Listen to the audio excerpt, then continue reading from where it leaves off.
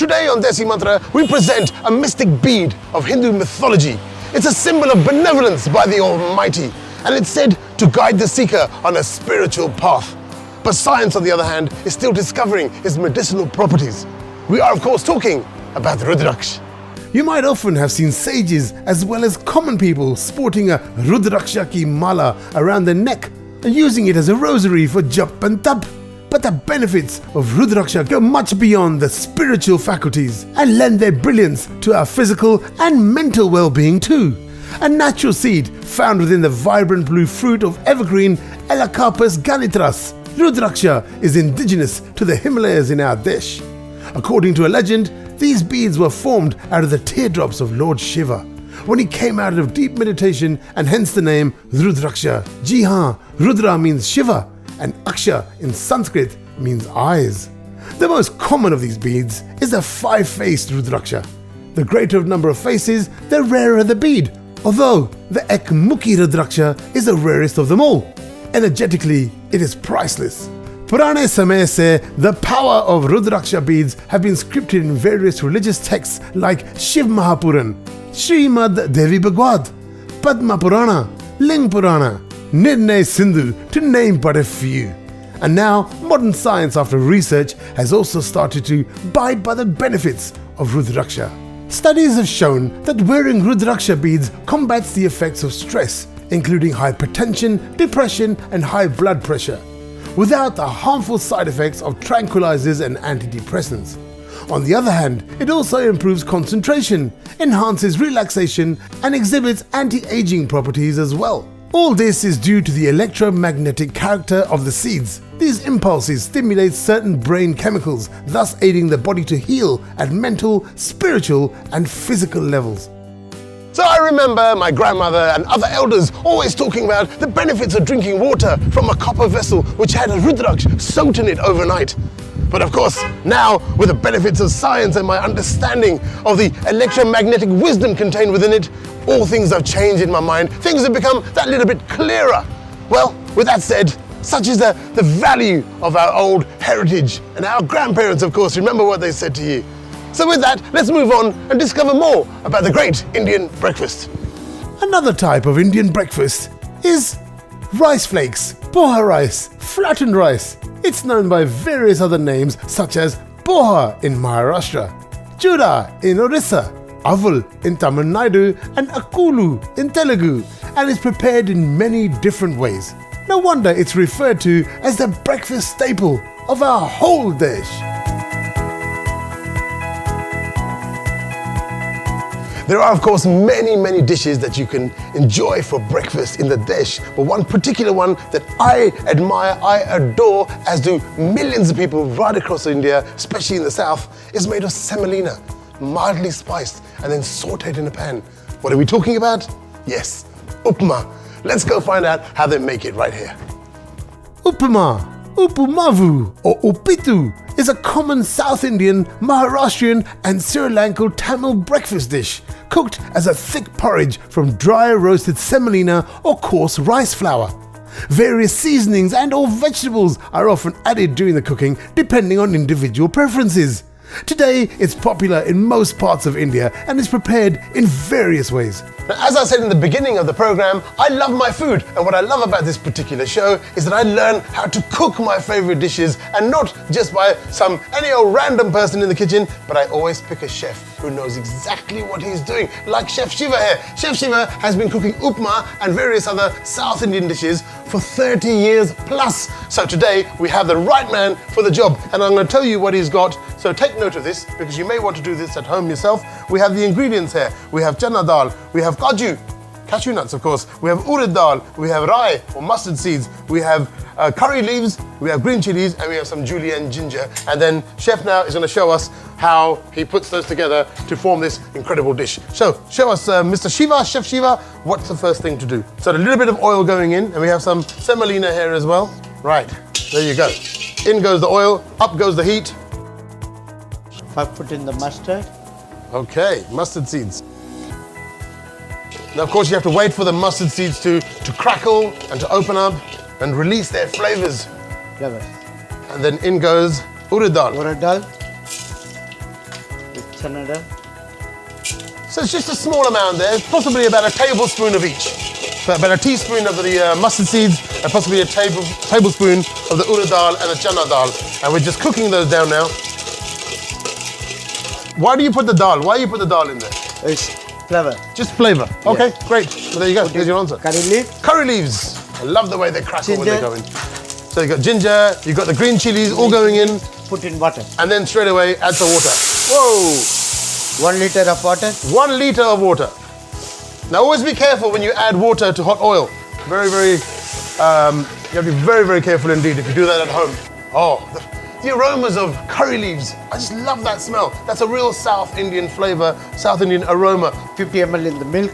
All right, so 50 milliliters of milk, which he's not really measuring, he's guessing. So pretty much everything that he had in his ingredients list has gone in, apart from the semolina and the cashew nuts. So I'm assuming they will go in at the end. Yeah. So you're just letting that mixture there boil, and when it's boiling quite nicely there, and then we're ready to add the semolina. Oh, I love this. I'm at my element with this. Oh no, it's about to overboil. Ooh. Salt. Oh, put some salt in quick. Do something. Turn it down. Ah, dangerous.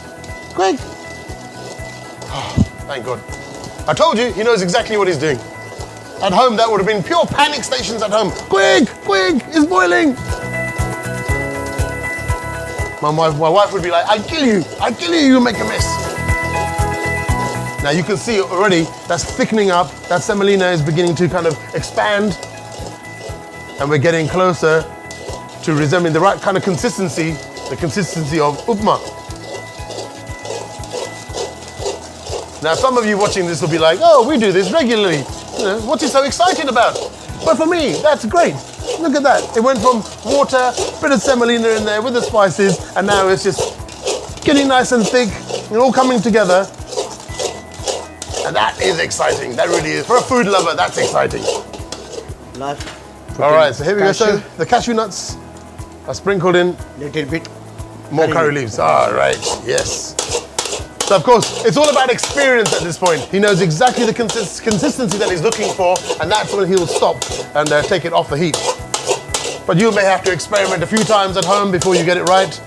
But I'm certainly going to be making this on the weekend for breakfast, I think. So a little bit of oil. Oil. Garnish. The oil there is more for garnish than anything else, right? It smells amazing. Oh, look at that. Thank you so much. There are many ways upma is prepared. Indeed, every upma cook usually will incorporate variations in flavor when making her upma. This variation is obtained by varying or emphasizing on particular spices. So today has been a real eye-opener for me. Now, as you know, I like my food, I love cooking, but every single day you learn something new, especially on this show because we go to so many kitchens. I can't believe how quickly these two dishes were prepared in the kitchen right in front of my eyes. I'm now sitting here, it's not even been 15 minutes, and I'm now sitting here and I'm about to eat these. Wonderful. The flavors, I've already tried them all, and the flavors are just something else. Really, really good. This RAVA KITCHADI here, the color of it is fantastic, and it's got, of course, like little jewels of the orange and the green and the curry leaves sticking out, all those flavors all mixed up together. What a wonderful combination. And it's so easy to eat. And of course, those curry leaves and things will really aid digestion as well. Lots and lots of nourishment in here. A great way to start your day. You're getting almost getting your five a day because of all the tomato and all the other vegetables and stuff, and a green chili. It's quite menacing, but come on, when in Rome, do as the Romans do.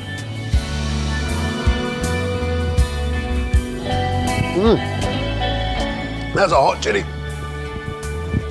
Oh, that was a hot chili. Hot chili.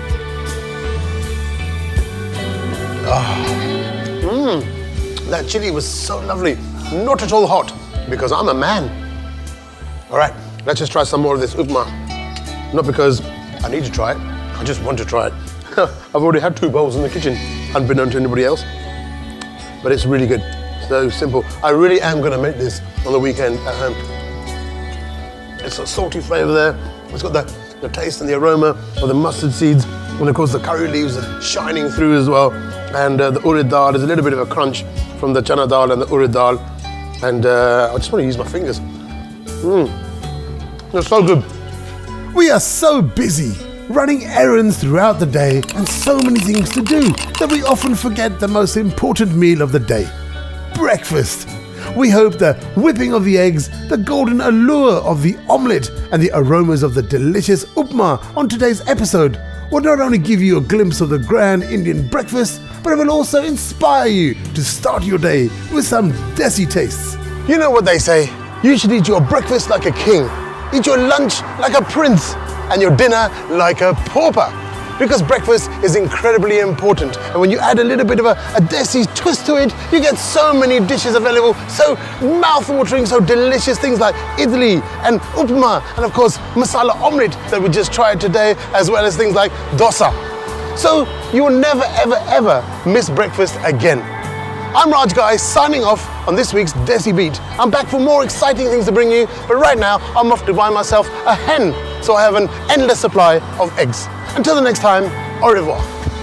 Breakfast is the most important meal. Add some more zest with a desi meal. Whip and whirl, toss and turn. Jazz up the morning with a golden burn. Masala omelette is our foodie upturn. Or give in to the aromas of upma on the run. Spicy, fluffy, full of flavor. Garma garam is the word for breakfast to savor. Goodbye, namaskar, adab.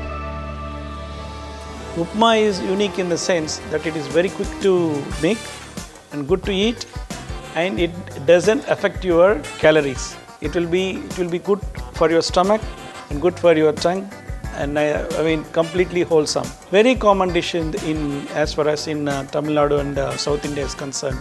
When a sudden guest comes, you just make a upma quickly, and guest is happy and host is also happy.